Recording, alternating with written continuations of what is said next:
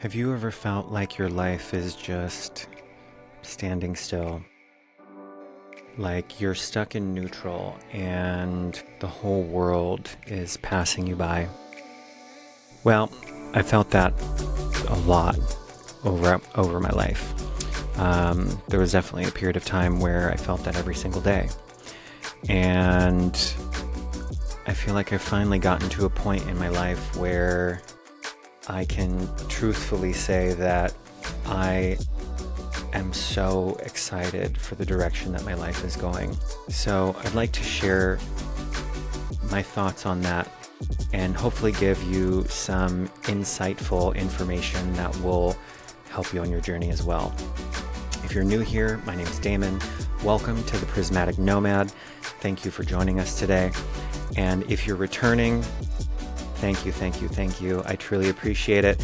I'm so excited to see exactly how far we can go with this channel, and I'm beyond excited to explore what there is for us to explore here. So I'd like to kick this off by talking a little bit about a book that really resonated with me in terms of this whole topic.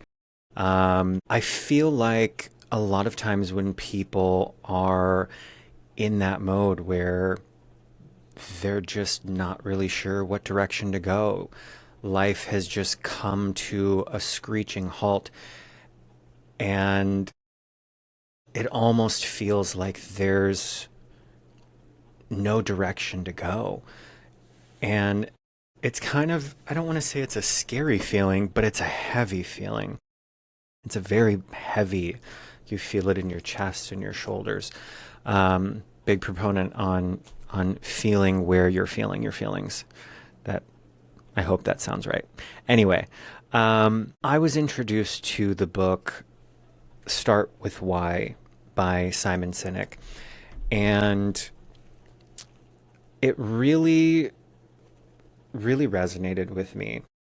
I will say that a lot of the book is really talking about businesses and corporations and things like that, but it's really easy for you to be able to take some of the information that he talks about and correlate it to your life. If you've never read it, I highly recommend it. It is a fantastic read. He is a master wordsmith. I will definitely say that. I truly appreciate the way that he verbalizes and communicates. His vernacular is quite impressive, and he just has this way of talking. Anyway, the book itself really kind of hones in on what he calls the golden circle, which really kind of comprises of three separate rings of what, how, and why. And these are really kind of the three bases of which a business operates. He basically discusses that most businesses operate with the what premise. And basically what that means is, what do they do? And what kind of service or what kind of product do they have? And that kind of service model works, obviously. Otherwise, tons of businesses would go out of business. But generally, if you're just pushing a product, you may find some short-term gains, but you generally kind of lose that longevity, especially when the new hot thing comes out or the new shiny thing comes out. Then there's also the why, or the how, I'm sorry. And the how really kind of touches base on certain unique differentiating factors, which is great. I think that when you have certain products that come out that are especially unique, like my shirt, you're welcome, they offer something to the market that nobody else does, and that sets them apart. That is also fantastic. The last one is probably the most important, I feel, and really kind of drives the point home for the book, and that is why. Now, the why is a little trickier because the why is the reason that a company exists, and it's the reason why they do what they do. When you look at Apple, when you look at Nike, both of those companies have a very strong why. There are other companies that, again, just have a product that they sell or a type of product that they sell. And not to say that that product is bad. However, they're just there's no soul there. It is just a commodity at that point. Um, Versus when you look at something that really has a core sense of what it is and why it is that way, the true essence of that company, or to correlate back to the topic of this conversation, yourself, it really allows you to get a better grasp on what direction you're going and how far you're going to make it. So, to piggyback on that part of the conversation, I really feel like at this point in my life, I have been afforded the opportunity to really be able to take a deep, hard look at myself and figure out my why. And it took some time, but I gave myself the space to look back at my past, look at my childhood, and think about what was it about my childhood that gave me the most joy. I loved drawing, I loved singing, I loved dancing, I loved acting. Um, and while I truly, truly enjoyed doing those things, I feel like the core behind doing those things was giving me a space where I could bring joy to other people. Um, and that brought joy back to me.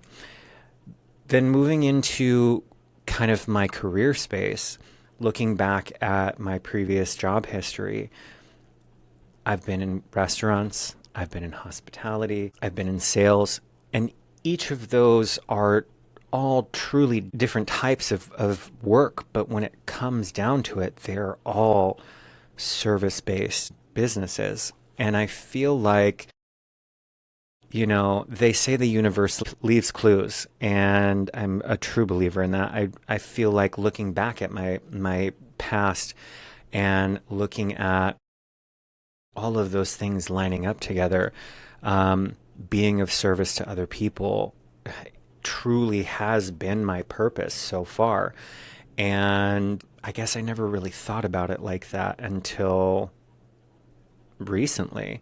Not like yesterday, obviously, but like within the last few years where I've really had a chance to start this deep dive journey of self exploration and self love and expression and finding out who Damon the Prismatic Nomad really is. So I actually have kind of a funny story about how I got this book, and it ties in, I promise. So when I first started working out about a year and a half ago, like really started working out and being serious about my health and fitness journey, I was at the gym and I met this guy. Well, I didn't even meet him yet. I had seen him there a couple of times. And one day I was on the treadmill and I was just listening to my music and vibing and in my own little world. And I open my eyes and I look in front of me, and he's on the treadmill in front of me. And I don't know what he was listening to, but he was getting it. He was doing the cuntiest walk I have probably ever seen on a treadmill. And it gave me so much life. In that moment, I really just wanted to get on the treadmill next to him and have a little walk off and just get it. Because honestly, the gym is so funny. Like, you go to the gym so that you can be in your own space and do what you need to do, listen to your music. It's like therapy, honestly. Like, once you get in there and you get over like that fear that everyone else is paying attention to you and secretly judging you, little secret, nobody gives a fuck. They are there for them. They do not care what you're doing. Sorry for the side tangent, but that's the truth. Anyway, long story short, the two of us ended up chit-chatting. He was super surprised that I even came up to talk to him, but I had to tell him that I appreciated his cunty walk so much. Um, anyway, we ended up becoming quick friends, and we hung out a few times. He had invited me out to coffee to meet with his sister and her husband, and we ended up having these really deep introspective conversations just about life and how we got to where we are and who we are as people and what brought us joy. And they ended up, he ended up giving me this book to read. He thought that it would be, right up my alley after those conversations. And it's funny, at that time, I had actually sold my townhouse. I moved back home with my mother. She had just retired, and my grandmother had moved in with her. She had dementia. She was in her 90s, and it was becoming apparent that it was becoming more and more difficult for her to be able to handle things by herself. So I ended up moving back home and ended up giving myself an hour to an hour and a half commute instead of my 5 minute commute, but it was worth it because I was there to be able to be there with my family. And honestly, I would not trade that time for the world. There were there were a few times where it would just be me and grandma, and we'd be sitting on the couch watching Golden Girls or Walker Texas Ranger. God, she loved Walker Texas Ranger. Anyway, and she would just look over and smile at me and say, "I'm so sorry that you have to be here babysitting me." And I would just look at her and be like, "Grandma, there's nowhere else I'd rather be." And she would just look at me and grab my hand and say, "I love you so much. Thank you for being here. Please don't ever go." And I know I'm totally just rambling and going off on an emotional tangent here, but welcome to me. Anyway, I'll bring it back full circle, I promise. So that got brought up into conversation quite a few times, and when I read this book, um, it really hit me that my why was the reason why I went back home. My why was the reason why I was able to go home and be there with her before she passed, and have those few months. I ended up taking 3 months off of work so that I could help be home with her and my mother towards the end there. And honestly, I'm so grateful that I was afforded the opportunity to do that, because I I probably would have regretted not being there for her in the end. Um, Sorry for the somber moment, but really just opening up the curtain to my inner world here. So, but yeah, so I ended up reading this book, and like I said in the beginning, it really talks a lot more about businesses. But as you continue going, you can really incorporate a lot of what Simon's talking about to yourself. When you think about the what is it that you do? Okay, you're a server, you're a mechanic, you are a busboy, whatever the hell it is that you do, that is what you do. Is that who you are? It's an aspect of it, but I highly doubt that you would say, like, I was born to be, XYZ, like that is the thing. Then there's how, and that really comes down to how you do what you do. What sets you apart from other people that do the same thing that you do? I guess you could think about that kind of like content creation. What about, if you're a content creator, what is it that you do that nobody else does? Or what is it about your style, or anything like that? And then it comes down to the why. Why do you do the things that you do? And why are you the person that you are? And I really feel like figuring those things out are a little uncomfortable sometimes, because finding out the truth about who we are as people, as a singular person, can be very uncomfortable, especially if you are a a wounded person who has not had the time or the wherewithal to explore that trauma and to deal with a lot of those things. Not to say that you can't find your purpose without dealing with that, but I will say combing through your trauma and your past hurts and working through that pain and giving yourself the space to be emotional and to feel those emotions wherever you're feeling them. You know, I'm a very firm believer in feeling where you're feeling. And I feel like if you give yourself that space and you're able to work through a lot of those things, you don't have to be perfect. No one's asking you to be. You don't have to be the world's best at dealing with your trauma.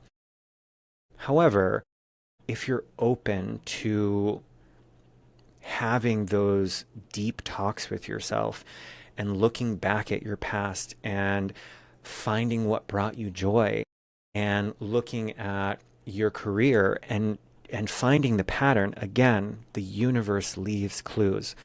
There are reasons why you chose the careers that you did or the jobs that you did, and it's up to you to figure out why. And I think that journey in itself is a way for you to get in touch with who you are, why you are that person, and really find meaning in your purpose. Once you know why you are who you are, you can really kind of dive deeper into that and just have fun with it. And once you have that aha moment, like, oh my God, it all makes sense, it will almost kind of set you free, and it really allows for you to go down such a beautiful path of self-exploration. And I feel like all humans are here to serve in some capacity.